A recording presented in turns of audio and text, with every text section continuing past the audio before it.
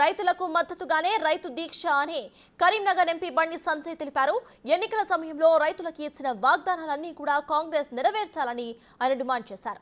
రైతుల గురించి మాట్లాడే అర్హత మాజీ ముఖ్యమంత్రి కేసీఆర్ కి లేదని అన్నారు. గత ఏడాది పంట పరిశీలనకు వచ్చే 24 గంటల్లో డబ్బులు అకౌంట్లో వేస్తానని చెప్పిన మాట తప్పారని ధ్వజమెత్తారు. ఆయన రైతులకి క్షమాపణ చెప్పి ఆ తరువాతనే కేసీఆర్ కరీంనగర్ లో అడుగు పెట్టాలంటున్న కరీంనగర్ ఎంపీ బండి సంజయ్ తో మా ప్రతినిధి Srinivas face to face.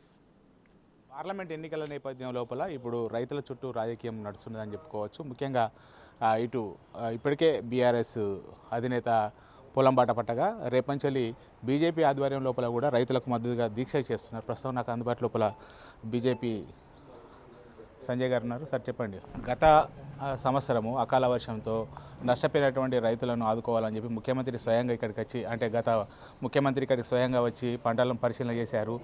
Ramadugu లోపల మీడియా సమావేశం పెట్టి కూడా ఎకరాన 10,000 రూపాయల నష్టపరిహారం ఇస్తాం, ఇవి రేపే అకౌంట్లో పడతాయని చెప్పారు. కానీ ఇప్పటివరకు కూడా రైతుల అకౌంట్ లోపల పడలేని పరిస్థితి. దీన్ని ఎట్లా చూస్తారు? ఆయన ఎడకాకుండా చేసి పడేసిండ్రు. ఇలా ఏమైంది కేసీఆర్ బతికి ఏమైంది వాళ్ళ అలా పార్టీ పరిస్థితి ఏంది వాళ్ళ కాంగ్రెస్ పార్టీ పరిస్థితి కూడా సేమ్ అట్నే అవుతుంది. అలా కేసీఆర్ గారికి రైతుల గురించి మాట్లాడే అర్హత లేదు.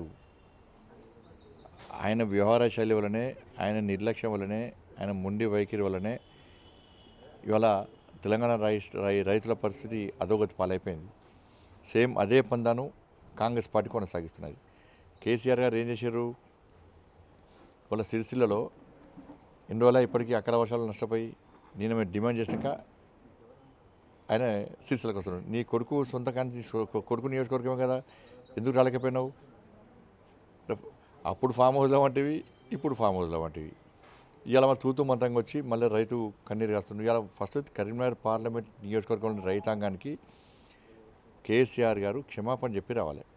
రామడుగులో అప్పుడు రైతులు ఈ కరీంనగర్ ప్రాంతంలో, ఈ చొప్పదండి నియోజకవర్గంలో, కరీంనగర్ అసెంబ్లీ నియోజకవర్గంలో, మానకొండూరు అసెంబ్లీ నియోజకవర్గంలో అనేక ప్రాంతాల్లో అనేక ప్రాంతాల్లో రైతులు వడగల వల్ల నష్టపోయినప్పుడు ముఖ్యమంత్రి హోదాలో వచ్చి చిటికేసి రేపే మీ అకౌంట్లో పడతాయి, నేను ముఖ్యమంత్రి హోదాలో చెప్తున్నా అని చెప్పి పోయిన వ్యక్తి ఇలా ఎంతమంది అకౌంట్లో 10,000 ఇష్టమో లెక్క చెప్పిరాను.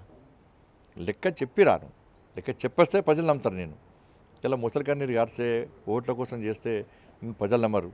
నేను గతంలో నీ రైతాంగ వ్యతిరేక విధానాలకు వ్యతిరేకంగా నేను దీక్షలు చేసిన, ఆందోళన చేసిన, కొనుగోలు కేంద్రాలు తిరిగిన, మీరు చేసే దాడులు భరించిన, పోలీసులతో కొట్టిస్తే అవి కూడా భరించినాం, మీరు పెట్టిన కేసులు భరించినాం.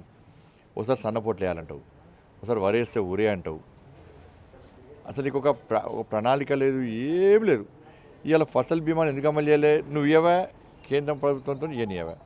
కానీ ఫస్ట్ నువ్వు క్షమాపణ చెప్పాలి. క్షమాపణ చెప్పిన తర్వాతనే నువ్వు కరీంనగర్ పార్లమెంట్ నియోజకవర్గంలో రైతులకు, తెలంగాణ రాష్ట్రంలో కానీ రైతుల గురించి మాట్లాడేటువంటి అర్హత వస్తుంది తప్ప లేకుంటే రాదన్న విషయాన్ని గుర్తుంచుకోవాలి.